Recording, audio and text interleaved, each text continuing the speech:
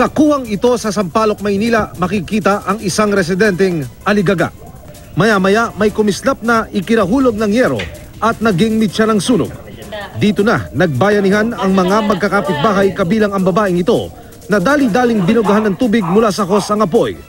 Kanya-kanya silang hakot ng timbalang tubig at meron ding fire extinguisher. Ang sunog na yan nagresulta sa pagkamatay ng mag-inang natagpo ang magkayakap at 17 gulang nilang kaanak. Mga kapuso, mula po dito sa main road, ang fire scene ay nasa loobang ito.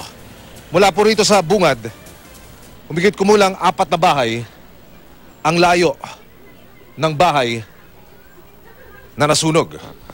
Kung inyo po makikita mula sa labasan, hindi nyo po maaninag yung mga marka ng apoy dahil yung pong mismong loob ang sinasabing nag-concentrate yung apoy. At pinahintulutan po tayo ng Manila Bureau of Fire Protection para makita ko ang mismong fire scene sa kauna-unahang pagkakataon.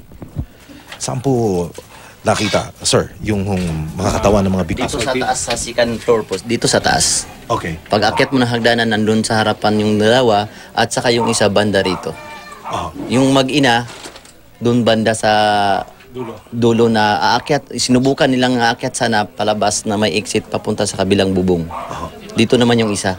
Base sa inisyal na investigasyon, suffocation ang ikinamatay ng mga biktima. Problema sa kuryente ang tinitignang sanhi ng sunog. Nilamon din ang apoy ang mahigit 30 bahay sa Iloilo City. Kanya-kanyang salba ng gamit ang mga residente, pati mga alagang aso at manok isinama nila sa paglikas, sugatan ng isang bumbero at ilang residenteng nagmamadaling makalikas. Tinatayang nasa 5 milyong piso ang halaga ng pinsala. Kable ng telepono na ginagamit pang supply ng kuryente. Hindi lang namin natukoy kung saan kabahayan doon nila to nakatap. Isang oras ang itinagal ng sunog bago ito tuluyang naapula. Sa Barangay Real sa Calamba, Laguna, 2 bahay naman ang nasunog. Ang isa, bahay ni Ednalyn Bas Cruz. Wala kayo nasalba na naman gamit? Wala ho. Miski walang suot namin. Ang itinuturong pinagmulan na sunog. Naiwan ng titis ng upos ng sigarilyo. Natapon doon sa foam, doon sa kwarto sa second floor, doon sa kabilang bahay.